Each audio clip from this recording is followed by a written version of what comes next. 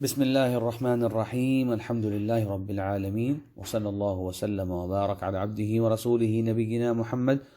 وعلی آلہ وصحبہ اجمعین وسلم تسلیما کثیرا۔ اہلا وسہلا، آپ سب کو کتاب التوحید کی کتاب چیپٹر نمبر 6 اور کلاس نمبر 7 کے آغاز میں اہلا وسہلا۔ آج انشاءاللہ ہم جو چیپٹر پڑھیں گے اس کا نام ہے باب تفسیر التوحید و شہادت ان لا الہ الا اللہ۔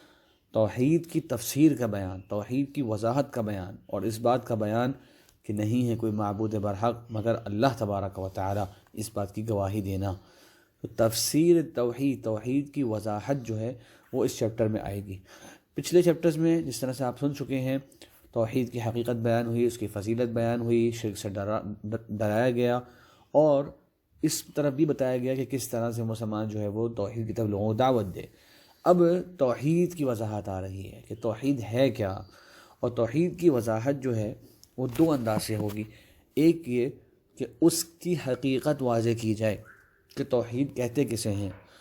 کیا توحید کا معنی یہ ہے کہ صرف اور صرف اللہ تبارک و تعالی اس دنیا کا خالق ہے اور مالک ہے اور تمام چرند پرند اس کے ماتحت ہیں؟ کیا خالی اتنا پہلو ہے؟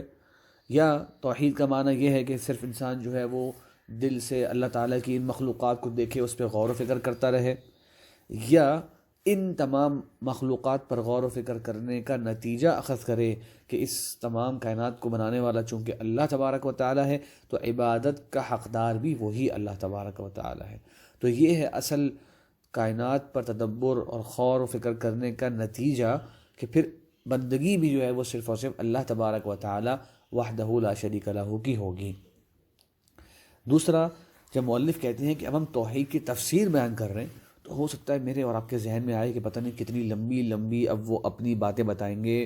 کتنے لمبے لمبے اپنے فرامین لے کر آئیں گے، کس کس انداز سے تفصیل بیان کریں گے۔ لیکن ہم دیکھتے ہیں کہ اس چیپٹر میں بھی شیخ رحمہ اللہ نے اپنی عادت کی طرح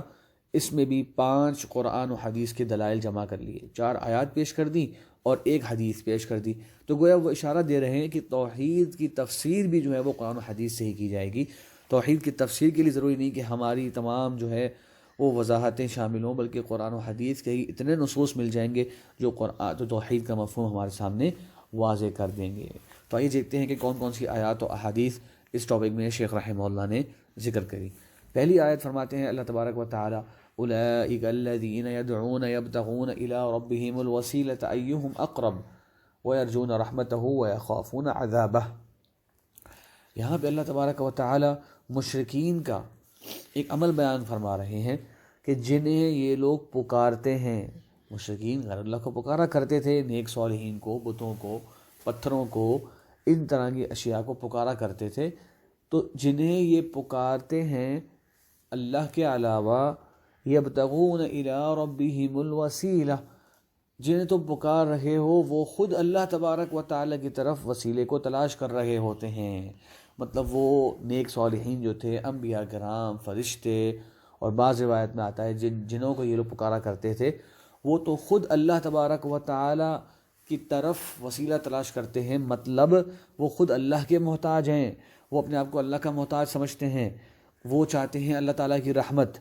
تو تم انہیں پکار رہے ہو، جبکہ ان کی حالت کیا ہے کہ وہ اللہ تبارک و تعالیٰ کی طرف قربت حاصل کرنا چاہتے ہیں، اور وَيَرْجُونَ رَحْمَتَهُ وَيَخَافُونَ عَذَابَهُ، اللہ کی رحمت کی امید کرتے ہیں اور اللہ کے عذاب سے ڈرتے ہیں۔ تو کتنی عظیم یہ توحید کی تفسیر میں آیت ہے کہ اس سے معلوم ہوا کہ دعا اللہ کی عبادت ہے، اور جب ہم وہ دعا غیر اللہ سے کریں گے تو اللہ تعالیٰ اس غیر اللہ کی اسٹیٹس، غیر اللہ کا مقام بیان فرما رہے ہیں کہ جنہیں تم پکار رہے ہو وہ تو خود اللہ تعالیٰ کے محتاج ہیں، وہ تو خود اللہ تبارک و تعالیٰ کی طرف قربت تلاش کرتے ہیں۔ کتنی عظیم بات ہے۔ چنانچہ اس سے یہ بھی اندازہ لگائیے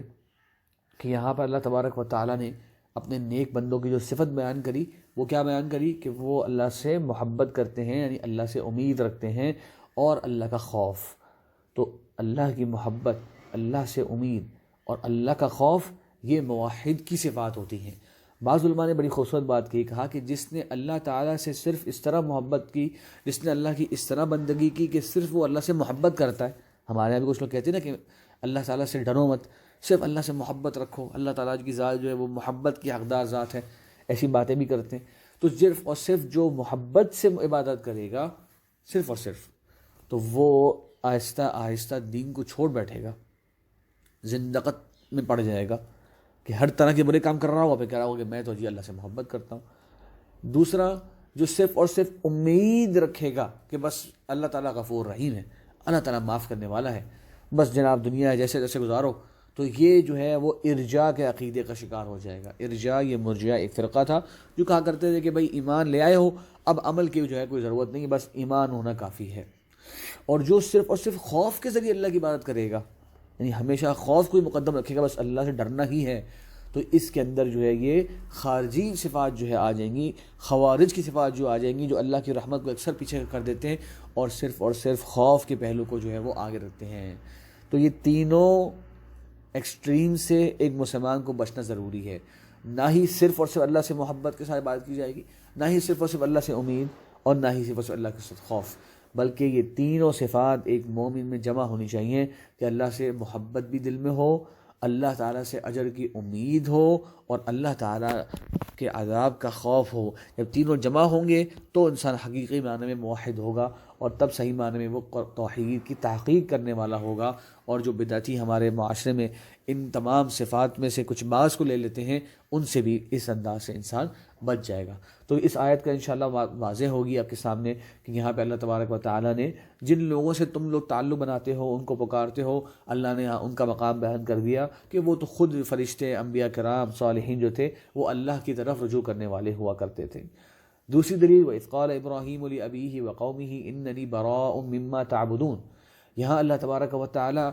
توحید کی ضد جو ہے اس کا اظہار فرما رہے ہیں، کیونکہ جب ہم توحید کی ضد شرک کو جانیں گے تو ہم حقیقتاً توحید کو بھی صحیح انداز سے پہچان لیں گے، اس کے بارے میں ہم پہلے ہی بات کر چکے ہیں۔ تو یہاں پر حضرت ابراہیم علیہ السلام نے تمام غیر اللہ کی جو عبادت کی جا رہی ہے پہلے اس کی نفی کر دی، اور کہا کہ میں اس سب سے بری ہوں جس کی تم لوگ عبادت کرتے ہو، الا الذی فطرنی، مگر صرف اس کی عبادت کروں گا جس نے مجھے پیدا کیا۔ تو یہاں پر نفی اور اثبات دونوں پہلو آ گئے تاکہ توحید کی تفسیر ہو سکے، توحید کی وضاحت ہو سکے۔ تو اس چیپٹر سے اس آیت کا تعلق یہ ہے کہ یہاں پر توحید کی صحیح معنوں میں تفسیر ہوئی کہ غیر اللہ سے براءت کا اعلان ہے، اور صرف اللہ تبارک و تعالیٰ کی عبادت کا اقرار ہے، اور اس کا اظہار یہاں پر ایک مومن کو کرنا چاہیے جس طرح حضرت ابراہیم علیہ السلام نے کیا۔ تیسری حدیث اس موقع پر یہ ہے جو یہاں پر ذکر کری شیخ رحمہ اللہ نے، اتخذوا احبارهم ورهبانهم اربابا من دون اللہ۔ تو اس آیت کا معنی مفہوم کیا ہے کہ انہوں نے اپنے علماء کو اور اپنے عبادت گزار لوگوں کو اللہ تبارک و تعالیٰ کے علاوہ رب بنا لیا تھا۔ اس آیت کی تفسیر میں ہمیں ایک حدیث ملتی ہے، امام احمد اور امام ترمذی رحمہ اللہ وغیرہ نے اس کو ذکر کیا کہ حضرت عدی بن حاتم رضی اللہ عنہ جب اسلام لے کر آئے تو آپ صلی اللہ علیہ وسلم کے پاس آئے اور اس آیت کو پیش کیا اور کہنے لگے کہ یا رسول اللہ، ہم نے تو ان کی عبادت نہیں کی تھی، مطلب اپنے جو ہمارے بڑے تھے ہم ان کی عبادت تو نہیں کیا کرتے تھے جس طرح اس آیت میں بیان ہو رہا ہے، تو اس کا کیا معنی و مفہوم ہے؟ تو آپ صلی اللہ علیہ وسلم فرمایا کہ کیا ایسا نہیں تھا کہ جو چیز حلال ہو تمہارے دین میں اور تمہارے یہ احبار یعنی علماء اور تمہارے عبادت گزار اسے حرام کر دیں تو تم لوگ بھی حرام مان لیا کرتے تھے، اور جو چیز حرام ہو اور وہ اسے حلال کر دیں تو تم لوگ بھی اس کو حلال مان لیا کرتے تھے؟ کہنے لگے ہاں یا رسول اللہ یہ تو ہوا کرتا تھا۔ فرمایا فتل کا عبادتہم، یہی تو ان کی عبادت ہے۔ تو شیخ رحمہ اللہ کا مقصد یہاں پر یہ ہے کہ اس امر میں کہ انسان وہ چیز کو حلال سمجھے اور اس چیز کو حرام سمجھے جو اللہ تعالیٰ کی طرف سے نہ ہو بلکہ جن کو اس نے اپنا بڑا بنا لیا ان کی طرف سے ہو، تو یہ توحید کے منافی امر ہے،